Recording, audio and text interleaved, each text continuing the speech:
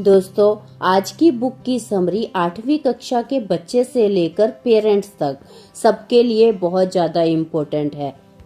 वर्तमान युग में सबसे बड़ी शक्ति जो है वो है पैसा, और ये बुक की समरी उसी पैसे के ऊपर आधारित है। दोस्तों, दुनिया का हर इंसान अमीर बनना चाहता है, लेकिन फिर भी ज़्यादातर लोग अमीर नहीं बन पाते। अगर आप जानना चाहते हैं ऐसा क्यों होता है, तो आप बिल्कुल सही जगह पर हो। पैसे के बारे में अमीर लोग अपने बच्चों को ऐसा क्या सिखाते हैं जो गरीब और मध्यम वर्ग के माता पिता नहीं सिखा पाते। पैसा किस तरह से कमाया जाए और किस तरह से खर्च किया जाए, ये हमें किसी भी स्कूल या कॉलेज में नहीं पढ़ाया जाता है। शायद यही वजह है जिसके कारण अमीर लोग और भी ज्यादा अमीर हो जाते हैं और गरीब लोग और भी ज्यादा गरीब। मिडिल क्लास फैमिली की जिंदगी तो लोन की किश्तें ही चुकाने में निकल जाती है। यह कहना बिल्कुल गलत नहीं होगा कि पैसा शक्ति का एक रूप है, लेकिन फाइनेंशियल एजुकेशन इससे भी ज्यादा शक्तिशाली है। दुनिया में किसी भी इंसान के द्वारा फाइनेंशियल फ्रीडम हासिल करने के लिए उसकी फाइनेंशियल एजुकेशन का मजबूत होना बहुत ज्यादा जरूरी है।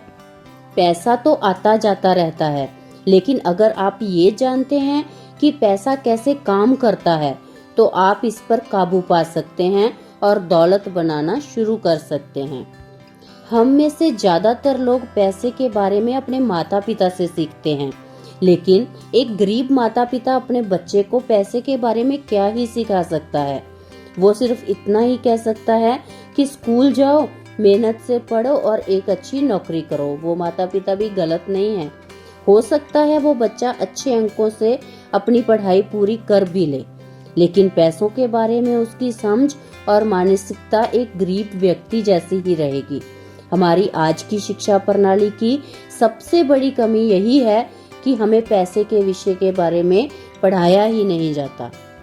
अगर आप जानना चाहते हैं कि ऐसी क्या चीज है जो गरीब और अमीर इंसान के बीच अंतर पैदा करती है, तो आप आज की समरी को एंड तक जरूर देखें और सुनें।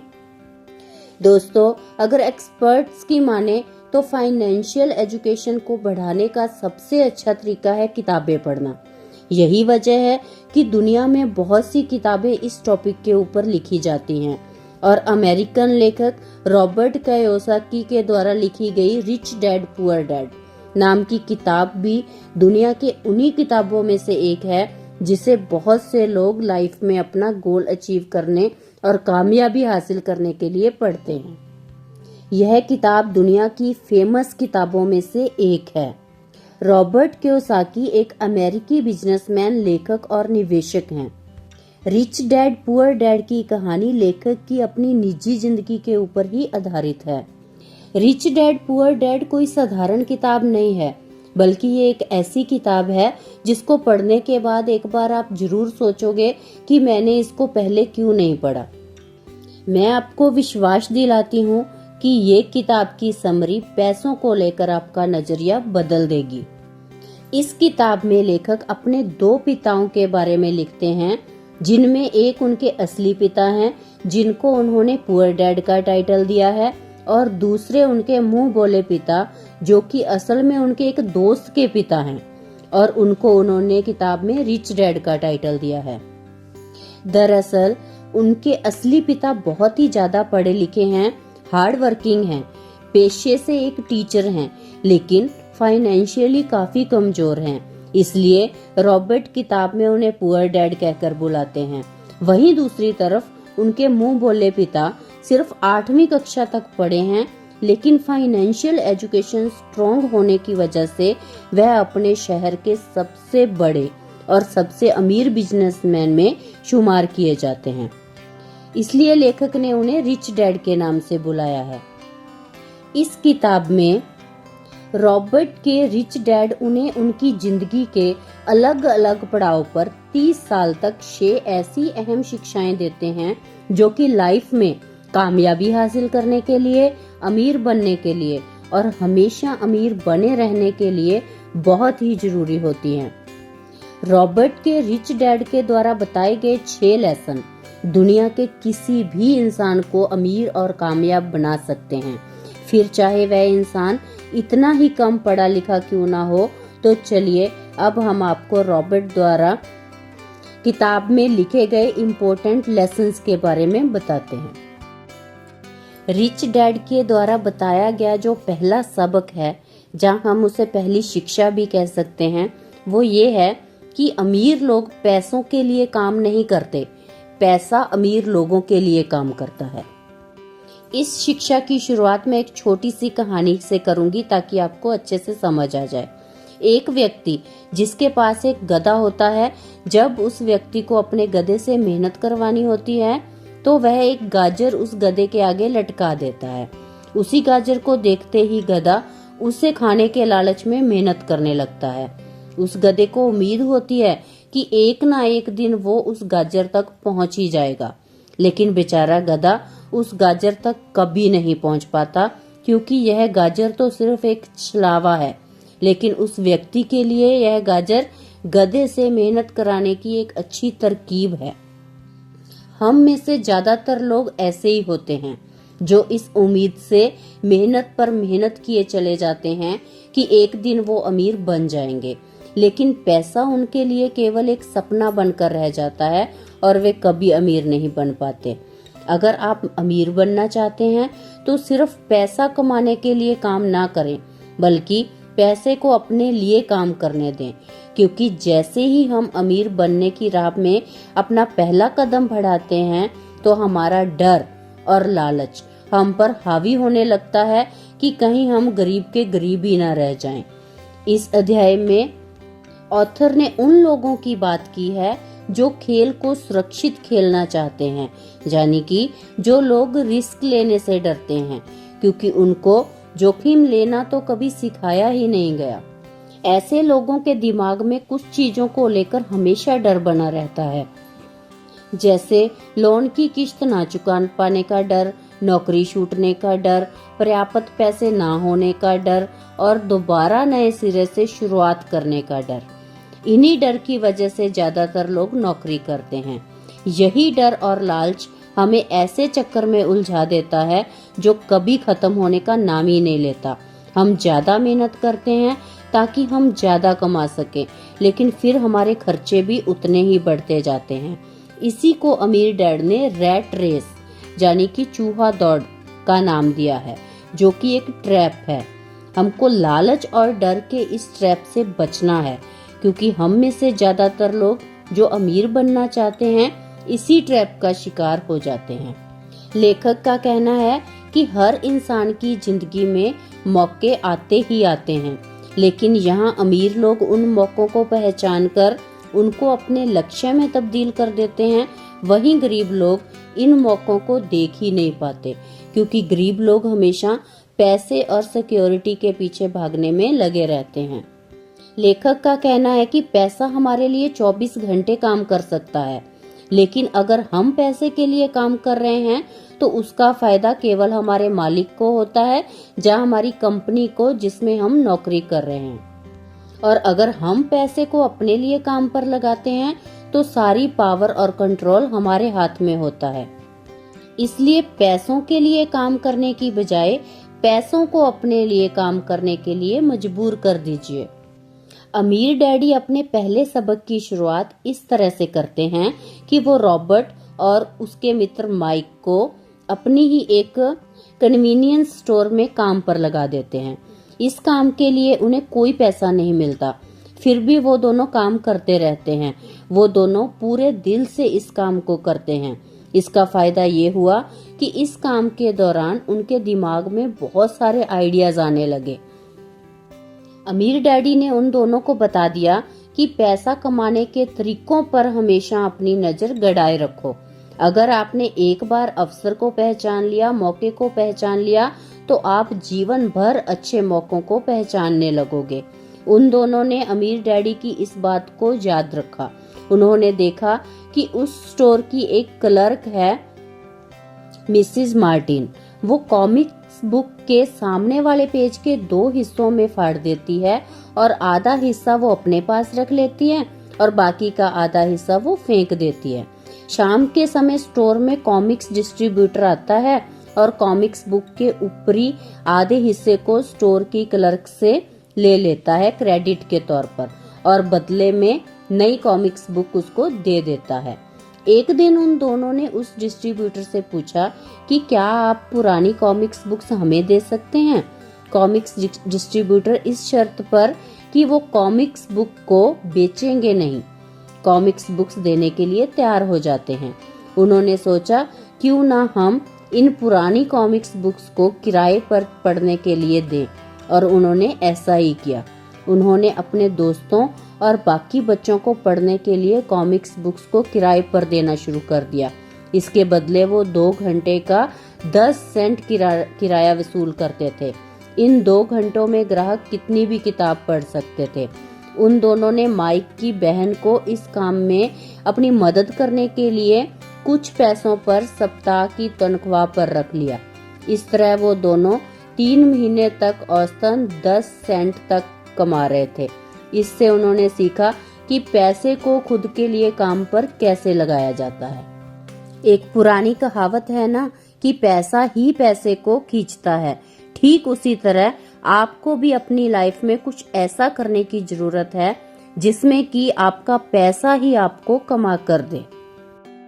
दोस्तों, रिच डैड जो दूसरी शिक्षा बताते हैं वो ये है कि पैसा कमाने के साथ साथ पैसे को रखना कैसे है वो भी महत्वपूर्ण है। दोस्तों, दुनिया में आपको बहुत सारे ऐसे स्पोर्ट्समैन, सेलिब्रिटीज लोग मिल जाएंगे जो कि एक समय में तो बहुत ज्यादा अमीर हुआ करते थे, लेकिन आज उनके पास कुछ भी नहीं है। असल में लोग इस तरह अमीर से गरीब इसलिए हो जाते हैं क्योंकि उनमें फाइनेंशियल एजुकेशन की कमी होती है, यानी उनके अंदर पैसे को मेंटेन और ग्रो करने का हुनर ही नहीं होता। रिच डैड इसके लिए एक एग्जाम्पल देते हुए कहते हैं कि पूरी दुनिया में घर एक एसेट माना जाता है, जबकि उनके अनुसार घर कोई एसेट नहीं होता बल्कि एक लायबिलिटी होता है, क्योंकि एसेट तो वो होता है जो आपके पैसे को समय के साथ साथ और भी ज्यादा बढ़ा देता है, जबकि घर के मामले में आपको कई साल तक उसकी EMI और लोन चुकाना पड़ता है, जिसके चलते आपकी जेब में पैसा आता नहीं बल्कि जाता है।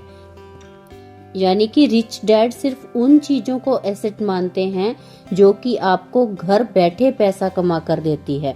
वे कहते हैं कि अमीर बनने के लिए सिर्फ पैसा कमाना ही काफी नहीं होता, बल्कि पैसे को कमाकर उसको मेंटेन और ग्रो कैसे किया जाए यह सीखना सबसे ज्यादा इम्पोर्टेंट होता है। दोस्तों, अगर आप ये सोचेंगे कि पैसा ही आपकी समस्याओं को सुलझा सकता है तो आपके लिए आने वाला समय बहुत ही परेशानी भरा हो सकता है। ध्यान रहे, बुद्धि से समस्याएं सुलझती हैं और इसी से ही पैसा आता है। अगर आपके पास पैसे की समझ नहीं है, एजुकेशन नहीं है, तो पैसा चाहे आपके पास आ भी जाए पर ज्यादा देर तक नहीं टिकेगा। ज्यादातर लोग जिंदगी भर ये नहीं समझ पाते कि असल बात ये नहीं है कि आप कितना पैसा कमा पाते हैं, बल्कि ये है कि आप कितना पैसा रख पाते हैं। आपने लॉटरी जीतने वाले उन गरीब लोगों की कहानियां तो सुनी ही होंगी जो अचानक अमीर बनते हैं, फिर कुछ ही समय बाद वो फिर से गरीब हो जाते हैं। ये लोग लाखों करोड़ों रुपए जीतते हैं, फिर भी वहीं आ जाते हैं जहां से उन्होंने शुरू किया था। ये बात अच्छी तरह से समझ लें कि अगर आप अमीर बनना चाहते हैं तो आपके पास पैसे की अच्छी समझ आपको होनी ही चाहिए। दोस्तों, संपत्ति और दायित्व के अंतर को एक छोटी सी कहानी से समझते हैं। एक शादीशुदा पति पत्नी एक किराए के मकान में रहने लगते हैं। उन्हें ऐसा लगता है कि वो पैसा बचा रहे हैं क्योंकि 2 लोगों के साथ साथ रहने का खर्च भी लगभग उतना ही होता है जितना कि अकेले आदमी का। अब समस्या ये है कि जिस मकान में वो रहते हैं वो छोटा है। वो दोनों अपने सपनों का घर खरीदने के लिए पैसे बचाने लगते हैं ताकि वो बच्चे भी पैदा कर सकें। अब उनके पास 2 तनख्वाह होती है और वो अपने करियर पर ज्यादा ध्यान देने लगते हैं। उनकी आमदनी बढ़ने लगती है और उनकी आमदनी बढ़ने के कारण वो फैसला ले लेते हैं कि अब वो किराए के मकान में नहीं रहेंगे बल्कि अपना सपनों का घर खरीदेंगे। और वो दोनों एक नया घर खरीद लेते हैं। घर खरीदने के बाद उन पर एक नए टैक्स का बोझ आ जाता है जिसे प्रॉपर्टी टैक्स कहते हैं। फिर वो दोनों एक नई कार खरीद लेते हैं, नया फर्नीचर और नया सामान खरीदते हैं ताकि उनका घर जो है वो आलीशान लगे। वो दोनों ये सब चीजें संपत्ति समझकर खरीद रहे हैं, लेकिन ये संपत्ति नहीं है दोस्तों, ये दायित्व है, क्योंकि इन सब चीजों से उनकी जेब में पैसा आ नहीं रहा बल्कि जा रहा है। अचानक से वो अपने सपने से जागते हैं और देखते हैं कि उनके दायित्व का कॉलम जो है वो बढ़ गया है और वो कर्ज में डूबते जा रहे हैं। अब वो भी चूहा दौड़ में फंस चुके हैं। तो दोस्तों, हमें अमीर बनने के लिए सबसे महत्वपूर्ण नियम जो है वो है संपत्ति और दायित्व, दोनों के बीच के अंतर को पहचानना। हमें हमेशा पैसा देने वाले एसेट्स खरीदने की कोशिश करनी चाहिए। इसी के साथ अपने लायबिलिटीज और खर्च को भी कम करने की कोशिश करते रहना चाहिए। दोस्तों, आगे जो रिच डैड शिक्षा देते हैं वो ये है कि अपनी नौकरी के साथ साथ बिजनेस भी कीजिए। दोस्तों, दुनिया में जब किसी इंसान को उसकी पसंदीदा जॉब मिलती है तो वह पूरी जिंदगी उसी को करने का मन बना लेता है और फिर बिना कुछ सोचे समझे अपनी पूरी लाइफ उसी जॉब को करने में बिता देता है।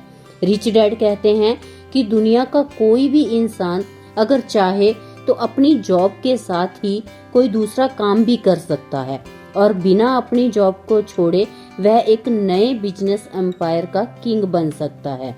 अब इस बात को समझने के लिए हम दुनिया के सबसे बड़ी फास्ट फूड चेन मैकडॉनल्ड के फाउंडर रे क्रॉक का एग्जाम्पल लेते हैं। अगर हम लोगों में से किसी से भी यह सवाल पूछा जाए कि रे क्रॉक किस बिजनेस से पैसे कमाते हैं, तो फिर हम लोगों में से सभी लोगों का यही जवाब होगा कि फास्ट फूड बिजनेस से। लेकिन असल में दोस्तों, रे क्रॉक का मुख्य बिजनेस फास्ट फूड नहीं बल्कि रियल एस्टेट है, क्योंकि मैकडॉनल्ड के बिजनेस को बड़ा करते करते आज वह पूरी दुनिया के अंदर सबसे बड़े रियल एस्टेट ओनर बन चुके हैं। यानी कि फास्ट फूड बिजनेस करते करते ही उन्होंने रियल एस्टेट का एक ऐसा एम्पायर खड़ा कर दिया जो कि आज उन्हें सच में अमीर बनाता है। इसी तरह से एक आम आदमी अपनी जॉब को करने के साथ ही कुछ ऐसे एसेट्स और सोर्स ऑफ इनकम क्रिएट कर सकता है जो कि उसको पैसे कमाकर भी दें। और दोस्तों, इसके लिए राइटर के कुछ एग्जाम्पल भी दिए गए हैं, जिसमें कि बिजनेस शुरू करना, स्टॉक मार्केट में इन्वेस्ट करना, रियल एस्टेट में पैसा लगाना और मुनाफा देने वाली प्रॉपर्टी को खरीदना शामिल है। इनमें से कोई भी एक तरीका अपनाकर आप अपने लिए एक नई सोर्स ऑफ इनकम बना सकते हैं। यहाँ तक कि रिच डैड तो हर एक व्यक्ति को ऐसा करने की सलाह देते हैं, क्योंकि ऐसा करने पर ही इंसान सच में अमीर बन सकता है। दोस्तों, आगे जो लेखक बताते हैं वो है टैक्स का इतिहास और कॉरपोरेशन की शक्ति। दोस्तों, इसमें रिच डैड जो हैं वो टैक्स की हिस्ट्री बताते हुए ये कहते हैं कि टैक्स असल में अमीर और गरीब के बीच मौजूद फर्क को खत्म करने के लिए बनाया गया सिस्टम था। शुरुआत में सिर्फ अमीर लोगों पर ही टैक्स लगता था और फिर टैक्स के उन पैसों को गरीबों की सुविधाओं में खर्च किया जाता था। लेकिन समय के साथ साथ धीरे धीरे मिडिल और अपर मिडिल क्लास पर भी टैक्स लगना शुरू हो गया और आज की अगर बात करें तो यह मामला पूरी तरह से उल्टा हो चुका है, क्योंकि आज अमीर लोग अपने दिमाग और चालाकी का इस्तेमाल करके खुद को टैक्स देने से बचा लेते हैं और सरकार के खाते में जो सबसे ज्यादा टैक्स जमा होता है वह मिडिल और अपर मिडिल क्लास के द्वारा ही जमा किया जाता है। बड़े बड़े अमीर बिजनेसमैन और उद्योगपति पहले पैसा कमाते हैं, फिर अपनी सभी जरूरत और ख्वाहिशों को पूरा करने के लिए बहुत पैसों को खर्च करते हैं। लास्ट में अगर कुछ बचता है तो उस पैसे से वो टैक्स भरते हैं, जबकि मिडिल क्लास के लोग पैसा कमाने के साथ ही टैक्स भरते हैं, फिर अंत में जो कुछ बचता है उसको वह अपने ऊपर खर्च करते हैं। कॉरपोरेशन सिर्फ एक कानूनी दस्तावेज होता है जिससे एक कानूनी संस्था बनती है। कॉरपोरेशन को टैक्स चुकाने से पहले कुछ खर्च करने की छूट होती है, इसलिए अमीर लोग अपना पैसा कॉरपोरेशन में निवेश करते हैं और उसका फायदा उठाकर अपना टैक्स कम कर लेते हैं। लेखक कहते हैं कि अगर आप अमीर बनना चाहते हैं तो आपको भी अपने देश की टैक्स प्रणाली को समझना होगा और टैक्स बचाने के नए नए तरीके सोचने होंगे। दोस्तों, आगे लेखक कहते हैं कि अमीर लोग पैसे का आविष्कार करते हैं। Bill Gates, Mark Zuckerberg, Elon Musk और भारत की अगर बात करें तो धीरू भाई अंबानी जैसे जो लोग हैं, वो दुनिया के अंदर ऐसा बिजनेस या फिर कहें कि ऐसा आइडिया लेकर आए जिसके बारे में इनसे पहले किसी ने कभी सोचा ही नहीं था। और अपने इसी रेवोल्यूशनरी आइडिया से इन लोगों ने पैसे को इन्वेंट किया। इससे पहले कि मार्केट में मौजूद किसी भी अवसर को कोई और व्यक्ति ढूंढ पाता, इन लोगों ने उस अवसर को खोजा और उस पर तुरंत ही एक्शन लिया। इसलिए कहा जाता है कि इन लोगों ने पैसा कमाया नहीं बल्कि उसको इन्वेंट किया, क्योंकि यह दुनिया में उन चीजों को लेकर आए जो कि यहाँ पहले से मौजूद ही नहीं थी। इसी तरह आपको भी सिर्फ पैसा कमाने के बारे में नहीं बल्कि पैसे को इन्वेंट करने के बारे में सोचना चाहिए।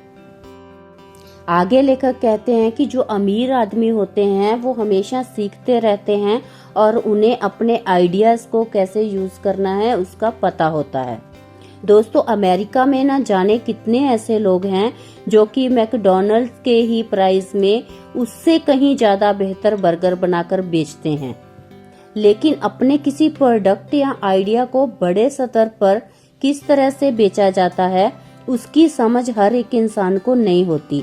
तभी तो वह उतना अच्छा बर्गर बनाने के बावजूद भी उसको सिर्फ एक लिमिटेड एरिया या सिर्फ लिमिटेड क्वांटिटीज में ही बेच पाते हैं, जबकि मैकडॉनल्ड पूरे दुनिया के अंदर बिना किसी लिमिट के अपने बर्गर बेचता है।